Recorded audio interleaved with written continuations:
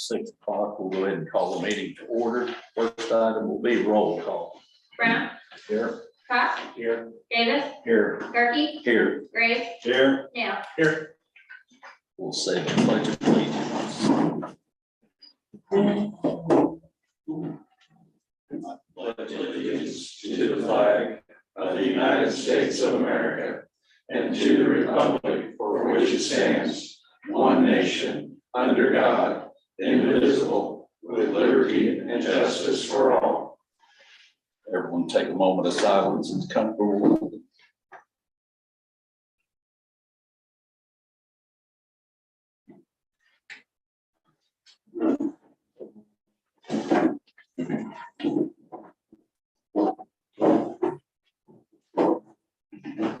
Take a motion to approve the agenda. So all in favor, say aye. Aye. Got a copy of the previous meeting's minutes. If there are no additions or corrections, they'll stand approved as presented. And 2 visitors, Kevin Walker and Faith Fink, Kevin, soon to be a new board member. Yep. There was no public comment sent in, so we'll move on to the officer's report, chief's report. Good to see everybody. Let's go to Jamie tonight. Mine's rather brief.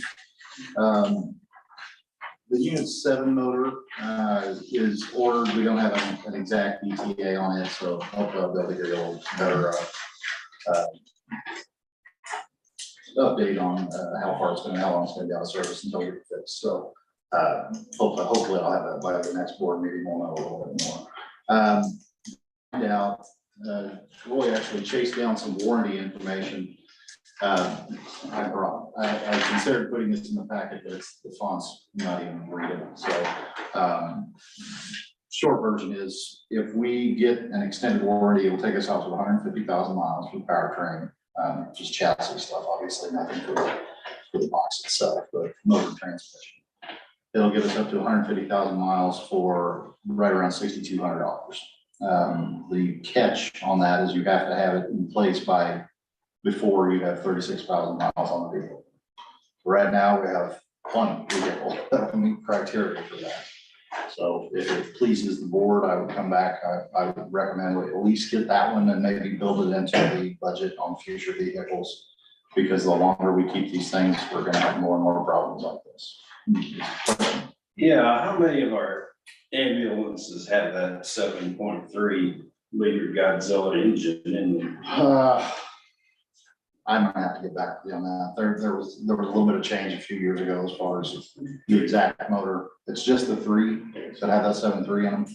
Okay, I'll go with that, but. I sent you that link. It's, Yeah, there's a lot of, others have issues. yeah, there's concerns. I looked through each of those issues, and luckily, like I said, those aren't anything we've experienced. Correct. Although, no, Somebody doesn't mean we're not somewhere gonna. is, Yeah. there was quite a trail of litigation on that Yeah. motor.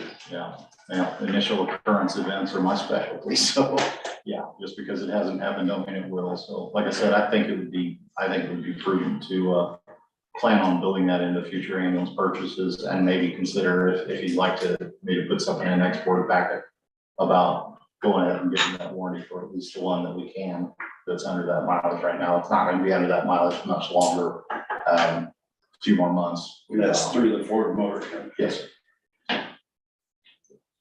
And it's for 150,000. So, yeah, I think it would pay for itself, just in, one transmission or one motor, it's exceeded its value. So, you only use it once. It's worth it. But like I said, if the board would like, I can put that together for the next packet for the consideration. Put something together. Sure. Okay.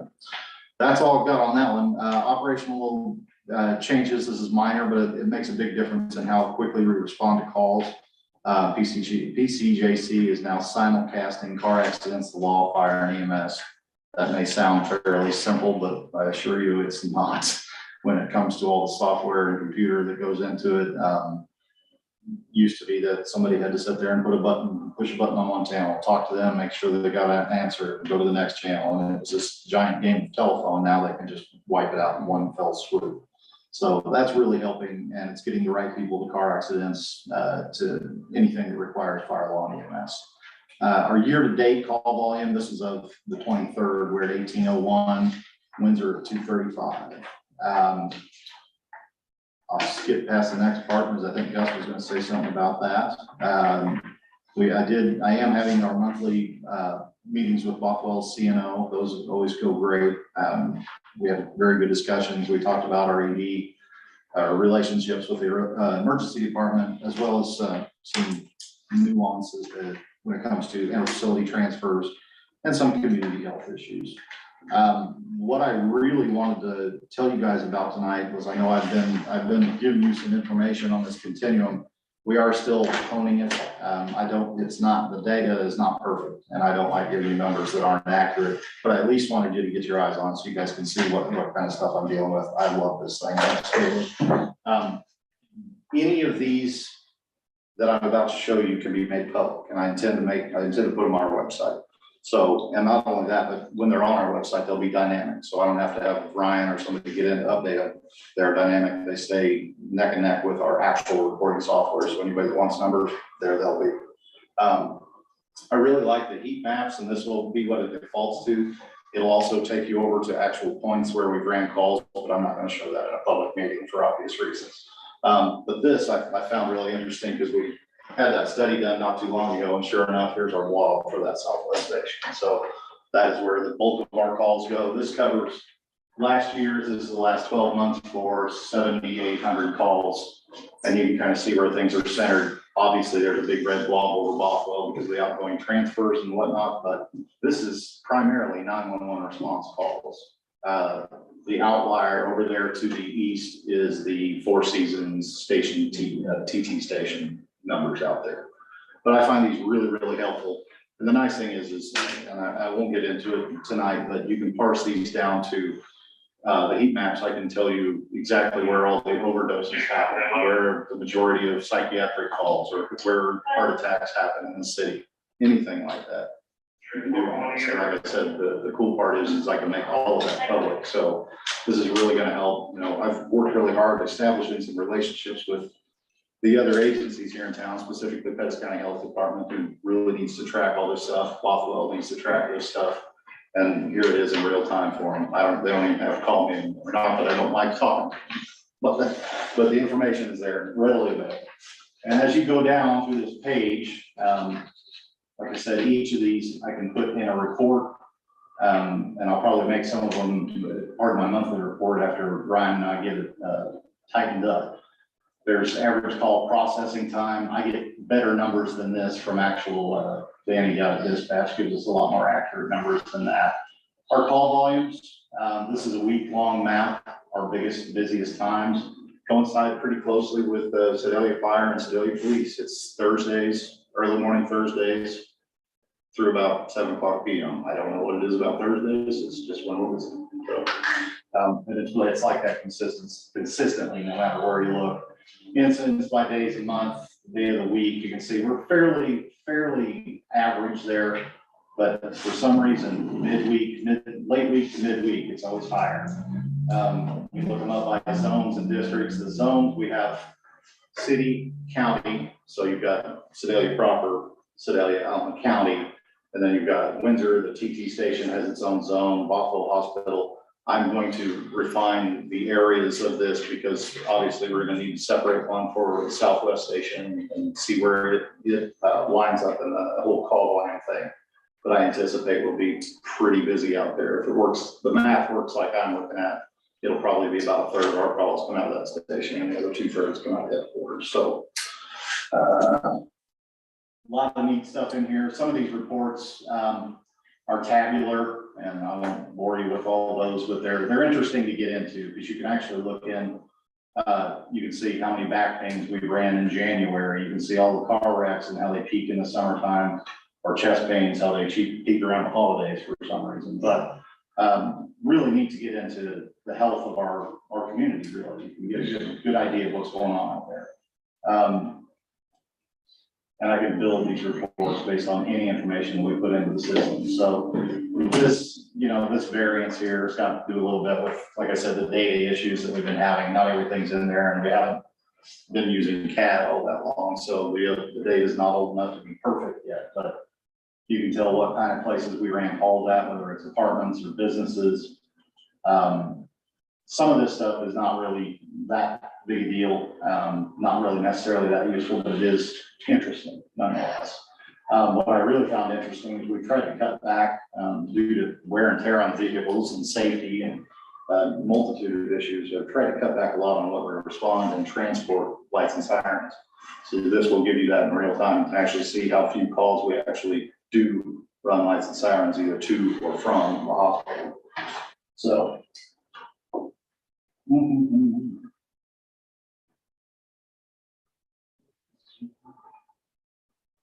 Yeah, our patient acuity, there's our demographics. If you ever wanted a visual representation of why women live longer than men, that is it. We don't have any men apparently in the county over 100, or at least we don't have anybody over 100 who's taken an ambulance or so. Like I said, it's really good information when we're developing protocols and when we're developing the need for something. This is where we can get that information in real time. So again, these are all our chief complaints and response times. The metrics that I'm looking at, I'll talk about in the future on my reports, is key performance indicators. Are we falling above the 90th percentile as far as above or below that percentile? And so far, we're well ahead of the curve as far as response times, scene times, turnaround times at hospital are especially good here compared to, Chicago, Kansas City, St. Louis. Those guys are sitting at the ER for hours. We have some really good numbers here, so we can be proud of that for sure. Anyhow, I just wanted to get you guys' eyes on that. If you have any questions, give me a call or ask me now or whatever. Ryan and I are going to be working on this, getting it tuned up over the next hopefully about a week. It doesn't take us any longer than that. We've got a few demos on it, but yeah, it's up and moving. I just want to make sure that I'm giving you guys the exact numbers. So put this into chronology for me here, time-wise. If you ran a call right now, when they come back by the end of their shift, the report is in. Yep. The next day, it's checked over. And then when it's entered into that system, it appears here then. As soon as they enter it, yeah. As soon as they open a call, as soon as they basically have CAD information, it'll spit it up. Cool. Typically we try to get everybody's reports done within an hour of running a call. Obviously, if they run a call right after that, or if it's a transfer, there's extenuating circumstances, we give them a lot of latitude on that. But generally, they fill up very quickly and they go on here. I'd say if we ran a call at your house right now, it'd be up there within an hour. Yeah, good. There you go. All right, thank you guys. Fill that as well. And that is all I have for Any other questions there? Now we'll move on to CFO report. First on page 4, I do want you guys to know that we did get all of those fraudulent charges. We got all the refunds back, so we're all even on that, and that's all taken care of. Page 4 is sales tax receipts for March. It was $295,887.56, which was down about $25,000 from last year, same time. Overall, so far this year, we're ahead almost 10% on sales tax. Any questions on any of this? Page 5 is our budget performance year to date. And you can see their revenues are above budget and expenses are below budget. So everything is looking good there. Pages 6 through 9 are the details of that. Anybody have any questions on any of those?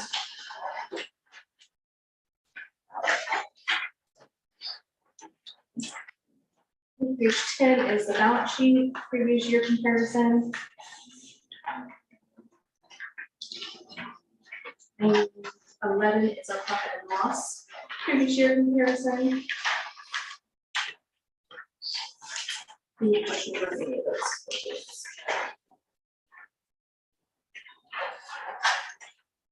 Okay. Page 12 is our bank balances as of March 23rd. The top half is compared to the last month. At the same time, you can see the increase there, 389,000.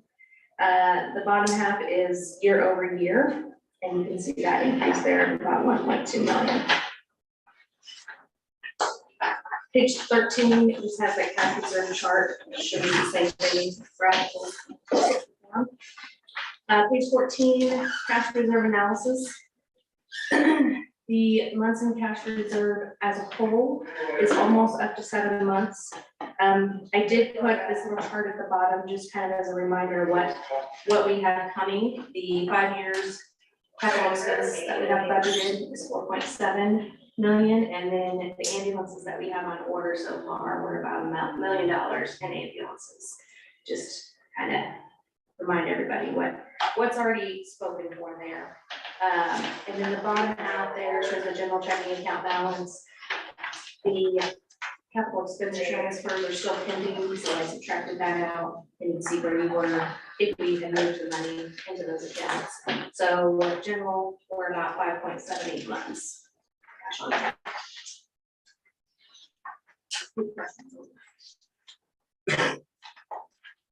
Okay, pages 15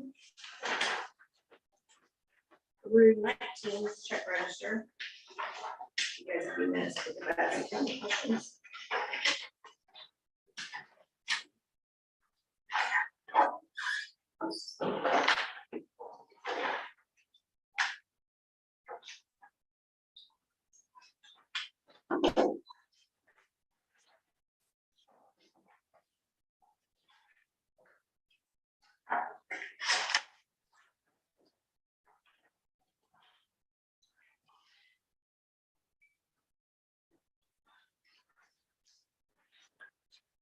Relative to that fraud and the reimbursement stuff, will we ever know if the people committing the fraud are apprehended?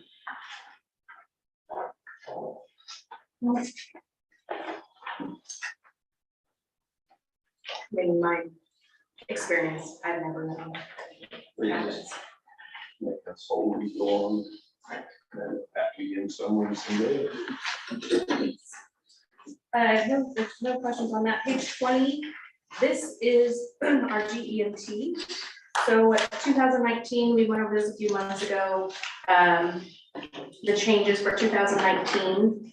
2019 is being paid and received the addition with 2022. They changed the rules basically after we filed 2019 and allowed some expenses that weren't allowed before.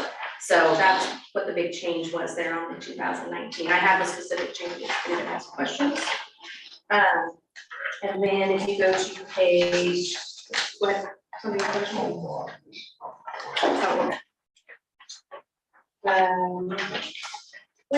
page 43 and 44, that's 2022, which is exactly as we reported. And then 45 and 46, this is what the bill is that's due, $193,344.92. That's our non-federal share. And then it said that we will receive the gross amount of $563,000. I think I saw May 5th. Yeah. What's the date? Usually they don't tell us the date, so we should get the remainder back. Here it is, yeah, May 5th. These changes that were made, are they all to our advantage going forward? Yes. Well, Yes. So they allowed us to deduct our billing expenses. Originally, those were disallowed because it was a percentage basis. And we weren't allowed to deduct our provider tax that we pay on Medicaid. And they allowed that tax, which we don't have a choice. So those were the big items. They did disallow a couple of things. And since then, we've changed how we did that. Election costs, we can't use those, and then we have to net our special event revenue with something. So they netted it with fleet maintenance.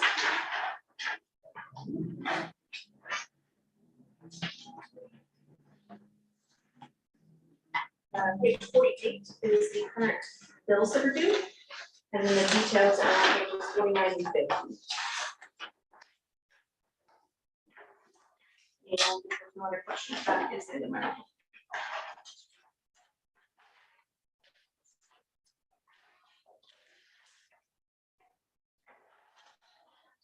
Sales and service, I'm assuming they just sent the invoice late. We received it on March 9th of this year. It was dated 2021.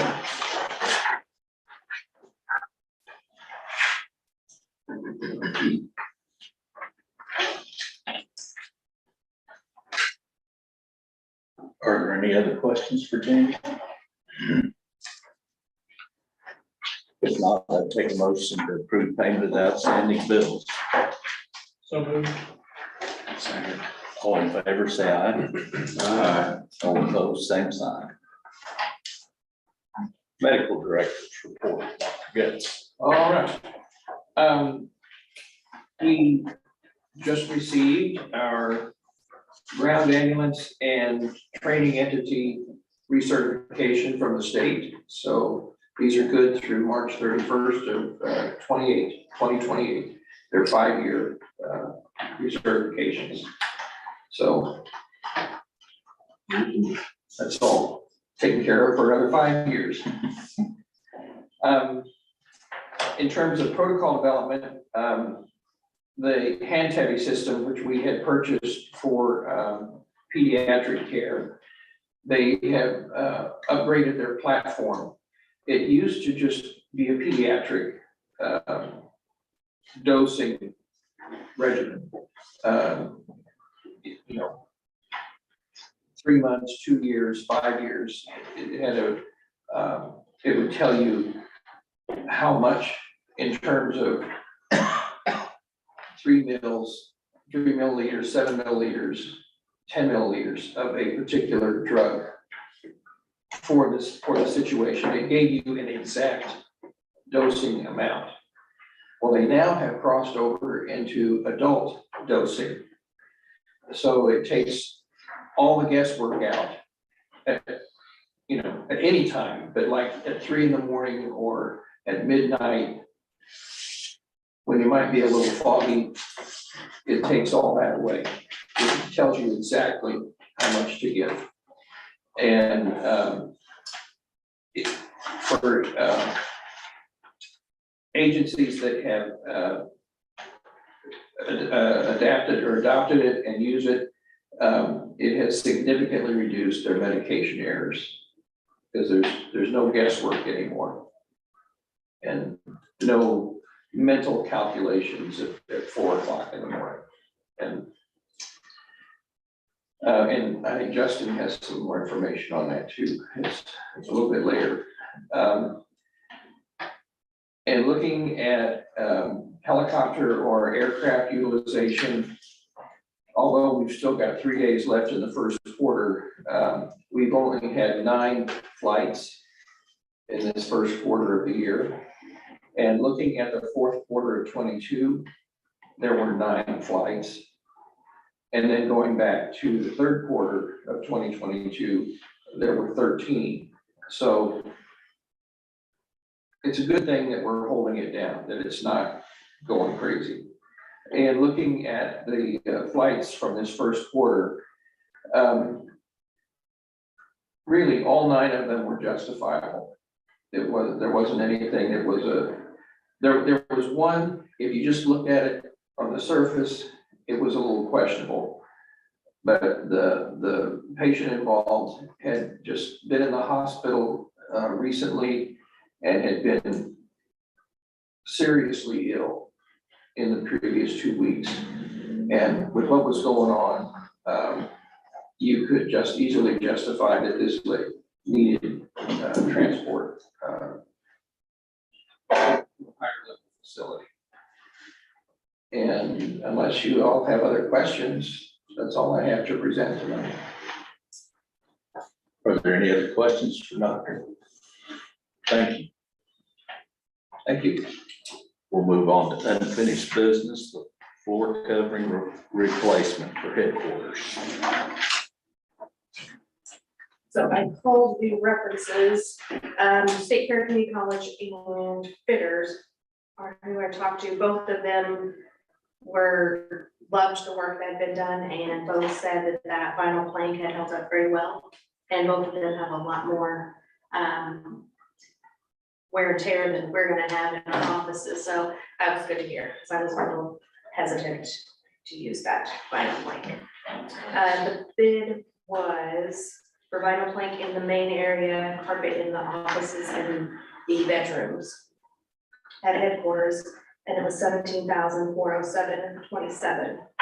That doesn't include moving everything, so there'll be other costs involved in that, but that is just for the installation of the floor covering and the take up. Are there any questions?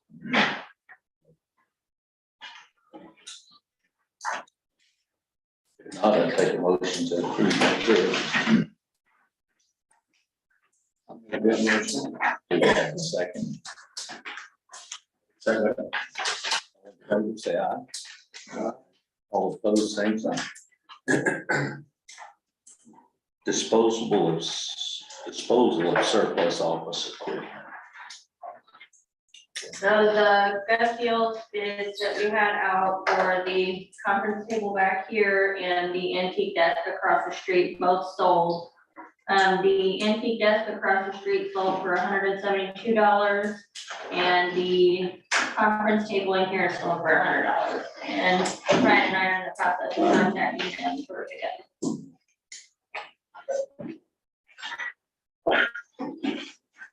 Do you need approval for that?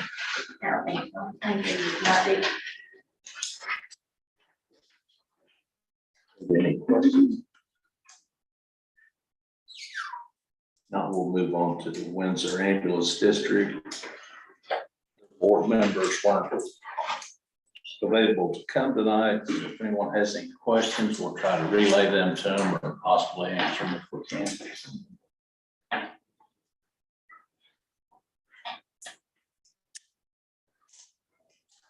If anybody has any questions, Did we finalize the mowing? The guy, okay, they're aware that they're, if you have a question, John. I was curious how the sales tax was going, but after January, they were going to be collecting it. I'm just wondering, I think Jamie maybe knows a little bit about that. It started, do you have this? that was given a couple weeks or meeting. I think it should have been in your packet. Yeah. It's probably. Okay, so they started collecting, looks like November was their first month they collected any sales tax. They collected so far about 40,000. So in 1 month, they collected 5 cents. I think that was just an interest. Every once in a while, we get this weird little check. Ours is usually a little bit larger than that, but I think it was just interest. only makes the nickels or the difference. So, yeah, it costs more for them to send them 5 cents than. But what is that? Then make, what the percentage is to us, 85%? They give us 85%, yeah, so, so 296,000 85%. is what they paid us already. That is the 85%. Well, so when they originally did it, they deducted the sales tax because they were confused about what happened previously with property taxes. So they are actually supposed to be bringing us a check for around 20,000 sometime tomorrow for the sales tax amount. I think, let's see what's their number say, yeah, all the way up through January's sales tax. Because the way our contract is written is we get paid for taxes for 2022, we get paid 2023. So the sales tax that was collected up through then would have been 2022 sales tax. Our sales tax, half-cent sales tax is for the county, right? It's for our district. Ambulance. Oh, the district. Mhm. So now we've included the lower southern part and the upper northwestern part of this town. Or no, they still don't have sales tax. I mean, they might have sales tax, but it's not our district. And we don't have that many businesses on the south side, do we? I mean, I've been down 52 many times, but I don't remember seeing too many businesses. Yeah, that's how I have to look.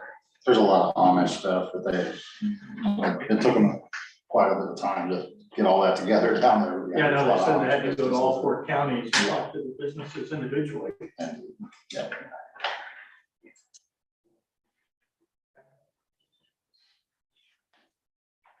I do have for what it's worth, and those change pretty frequently down there. There are small businesses that typically kind of pop up and in and out of existence.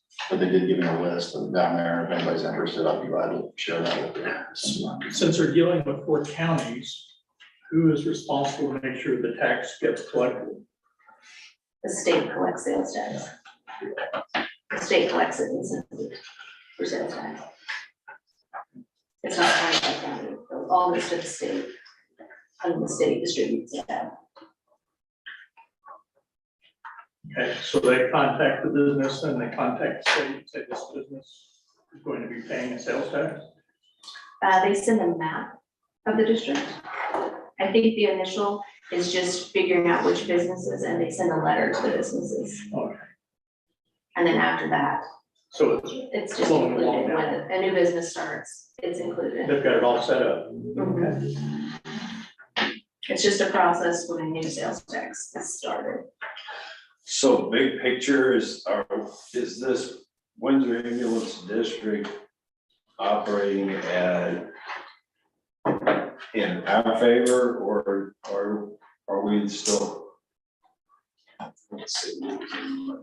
Subsidizing, are we still subsidizing, or is Windsor actually operating ahead of cost? It Last year it was ahead, was ahead. yeah, I'd have to look back, I wanna say the last 3 years, Is that- since the property tax was increased. It's been straight up. That's the question I get asked, and I say, we are operating in our favor at this time. Mhm. I'm not inaccurate there. No, you're right, Karen. The GEMT payment helps too. Every little bit helps, but And the amount of money we spent when it first got set up, you didn't have the books for that, because that was before you were here. So I know it was all money out at the start, right? Chief? I believe so, yeah. So whether it's $1 million, $2 million, I don't, we don't really know, but if somebody said, well, will they ever get us paid back what we gave them to start with, we really don't know. On the books it is. There were contracts written and signed by all the board members Yeah. for those amounts. And the bank, as much as they could, verified that, which we were all paid back. So that You is know, anything we can really, That's unfortunately as good as it gets, but there's some evidence there. It's not as much as we would like. But the situation has been twisted back around. Absolutely. Yes, sir. I also was curious how many calls go from the Windsor to Green Ridge. Does Green Ridge have very many? They ran, I actually did run Green Ridge numbers pretty recently for all of 2022, I believe it was 9 calls in Green Ridge. The vast majority of them come out of Windsor proper. Yeah, Not too many in the county. Like I said, it's pretty sparse down there. and we still don't. Windsor Ambulance District is basically working in the Windsor and its suburbs. Yeah, primarily. That's the one number I'm missing off of that report right now, is for some reason it's not putting the Windsor calls in. But once I have that, I'll be able to tell a lot better about whether they were inside the city limits or outside. But yeah, I can go by just addresses right now and tell you that they're a vast majority of them are. And if somebody were to do a 911 call in the furthest part of Henry County, which was part of the Windsor Ambulance District, would they go there? Would it be Johnson County or? Yes, where you described is kind of around the Calhoun area, and that, all of that would be covered by Henry County 911. So they would transfer that call to. But we don't get many calls from over there. No, not much. You know, the Windsor, when certainly don't want to speak for their board. They've talked about maybe talking to the county down there and expanding and getting some of that extra area just because of the businesses and potential for income in it. But yeah, it's very rare to get a call down there, even especially on that side. It's mostly not dirt farms, but there's some cattle over there and things like that. So they're fairly big spots of land. Not a lot of people. Booming city, I think. Especially during the cult show. Yeah. Yeah, we can just get them cows to pay taxes when you go. But yeah, it's really thin down there, but that is something I hope to have some better information for you in the future as far as exactly where we're running the calls. And you had mentioned, I don't know, a meeting or two ago, something about Golden Valley ambulances. Was something going on with that? They have a new director. Every time there's a change in director, whether it's, you know, Midmo or us or anybody, all the things have to be refiled, all the mutual aid agreements, all the licenses, everything. It's pretty involved, and they do have another new director at this point. Our transfers down there for the past, since I've been doing this job, have waxed and waned, but they maintain pretty consistent, you know, around 10 a month, I would say average. And those, we run those transfers. We don't run them if we can't run them. You know, if we don't have, it's on an availability basis that we go over and actually take those, but it is a revenue stream nonetheless. So that's one of the ways we supplement and do make money down there, is those transfers are generally higher paying calls than just your standard 911 call. So most of those end up going to, occasionally we'll bring one back to Windsor, but most of the time those calls end up going up to Kansas City. So they're a good trip with lots of mileage and so forth. And they have 2 ambulances at the hospital? I could not answer that. That is my assumption, but that could grow or decrease. Yeah, if they were to eliminate them, say we don't want to do ambulances anymore, would that affect? I don't want to move to Clinton. No, I don't, you know, I've got some, I think Henry County was recently approved for some emergency services tax money down there, grants. But as it has always been my understanding that they were approved to have an ambulance district down there, but they never came up with any means to fund it. So the hospital has stayed in the ambulance business for this time, you know, to bring patients in and out of their hospital. But they're not always staffed, not always able to take all their own stuff in a timely manner. We run a few 911 mutual aids over there, but primarily we're just running those elective, I guess you could call them elective transfers out of the facility for additional revenue for us. So it's not really causing us a lot of grief? No, sir. We don't foresee that? No. I mean, like I said, we'd rather not run 911 mutual aid just because we know that it's going to take longer to get there. And it's not the greatest for patient care, but you know, but it's just that they don't have as many ambulances to cover, you know, when they get a rush of calls. Seems to be feast or famine in EMS. So. I would think that would be in the summer when there's more lake traffic. Yeah, you never can tell. But yeah.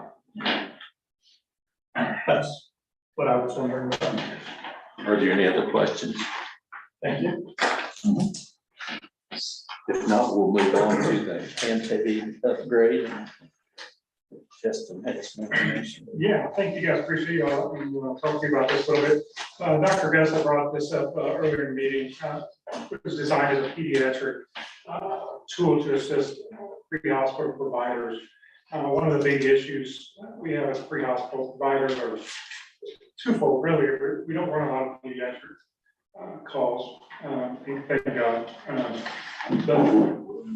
But they vary, obviously, you can have anyone from newborn or premature baby all the way up to, 16, 17 years old, those are pediatric patients.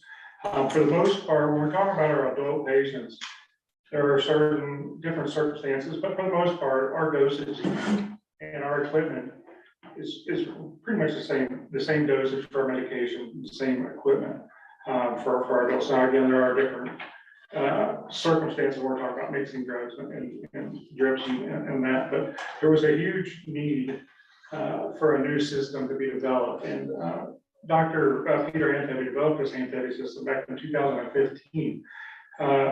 This system is designed specifically for each service. So this is not something that you could take our Anthony system and take it to another ambulance service and use, because their protocols are going to be different. So back in 2018, we came to the board asking to get on board with the Anthony system for several reasons. When we encounter pediatric patients out in the field, it is a stressful situation for all.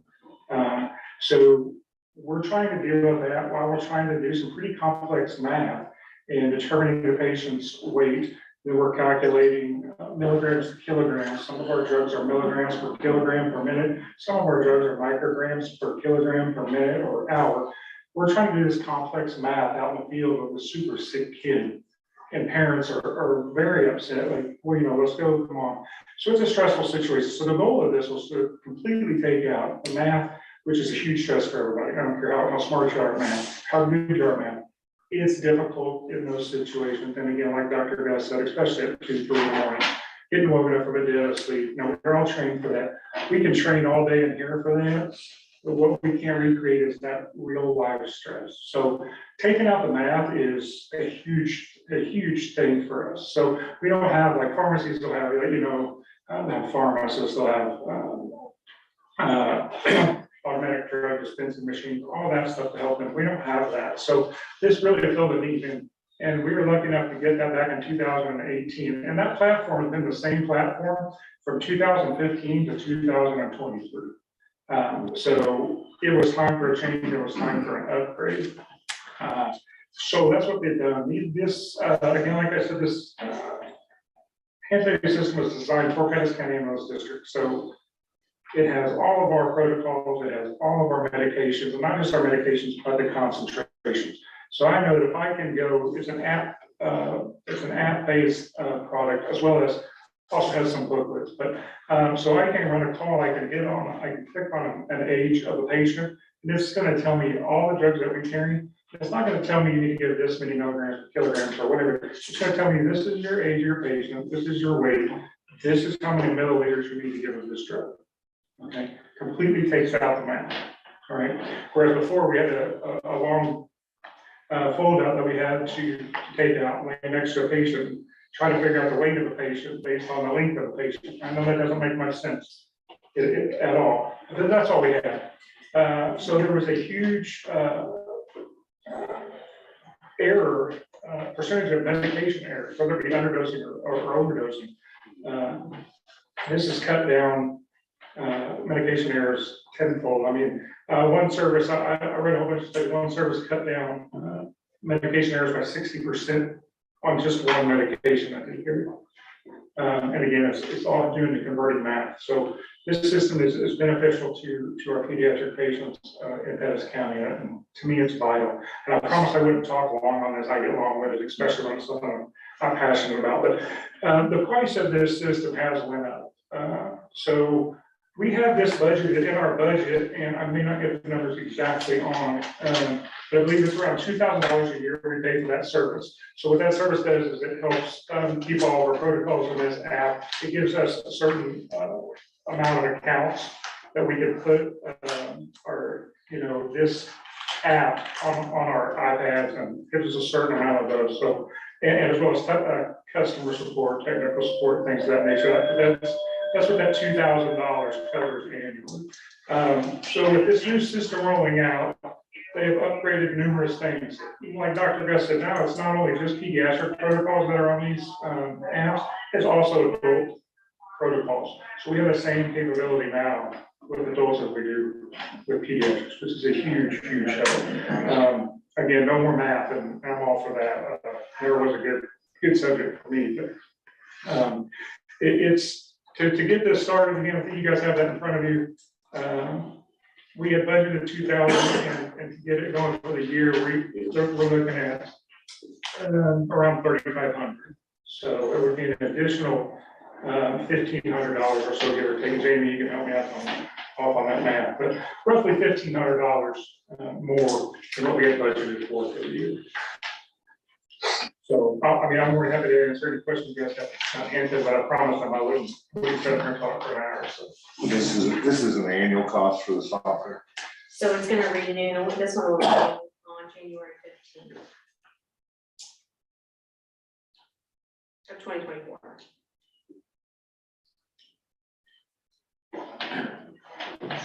What percentage of your calls would you use this? If we're talking about pediatric calls, 100%. 100% of pediatric calls, we're gonna reference this. Adult calls, I think it's gonna be up to the provider, honestly. We all know what medications we need to get in every situation, every emergency. We know what medications that we're supposed to get. It's the dosaging that is sometimes varies greatly. Again, that's more common on pediatrics. But in adults, So how many pediatric calls are there in a year? I'm just trying to figure out cost, break that down, the cost per I call. think Eric got it pretty close to it. Yeah. The breakdown of pediatrics versus adults is as just a percentage, if you include all the transfers and everything. And this is a guess, this is an educated guess, is about probably 10 to 12%. So we had, what, 8,000 calls that we ran last year that were, Maybe 6 to 800 of them were fit in that age range. But like Justin was saying, the hand tapping system now is going into the adult realm of things. right, I'm just, that $3,500 when you figure cost per call is just like It's a few bucks, yeah. extra dressings and It's, band-aids. it's good insurance. Yeah, compared to a lawsuit. Your cost per call just went way down too, because your population, for just $1,500 more, you got the other, 90% of your calls. Sure, yeah. Bills.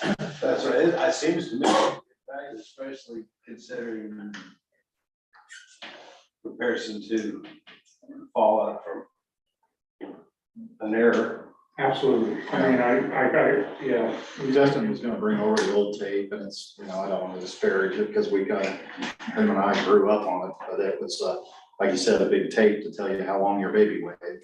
They did, And fishing the tournament. font was about, the font was, about, it was about a number 2 font, I'd say, so even more fun to acquire more. I do have that here afterwards, if you guys want to look, I can show you both systems, afterwards, if anybody's interested in that, I can certainly do that. Yeah. This also keeps track of, like I said, both of our protocols. Right now, our protocols are in a PDF document on all my pads, I'm sure. We can pull those up. This is gonna make it where there's, so the pediatric protocols are right at your fingertips. You can click your age, you can click your patient, go down, you can actually fill out a lot of your patient report in this area. And all that information that you put in there, then will transfer over to your EPCR form. So that's another big upgrade that they've come up with, so. I'd make a motion that we approve the increase of 1,500 budget. Do we have a second? So, is there any further discussion? If not, all in favor, say aye. Aye. All opposed, same sign. Employee handbook policy update. My intent to do these all at once, but we've been kind of nickel and diming. This was one that came from the inspection, and it's only on the very last page on the back of the book. Essentially, this is just an update to anti-discrimination clauses. We had to add the ability to pay, and really that's it. There's a few grammatical changes within the policy, but the ability to pay was one reason you're not allowed to discriminate against somebody for obvious reasons, but that's all. It's just an amendment to our existing policy to comply with the good old law. That's it. Any questions? We have sex listed and sexual preference. Anything you can think of.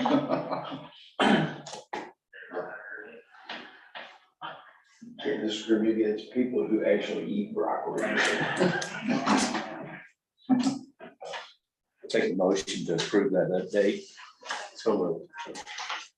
Do we have a second? Second. All in favor, say aye. Aye. All opposed, same sign.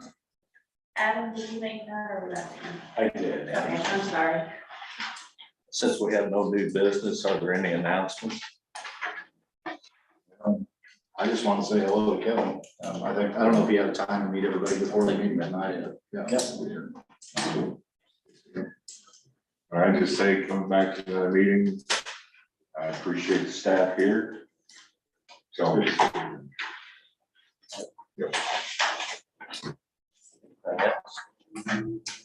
If not, I'll take a motion to adjourn me. I make that motion. Do we have a second? Second. All in favor, say aye. Aye.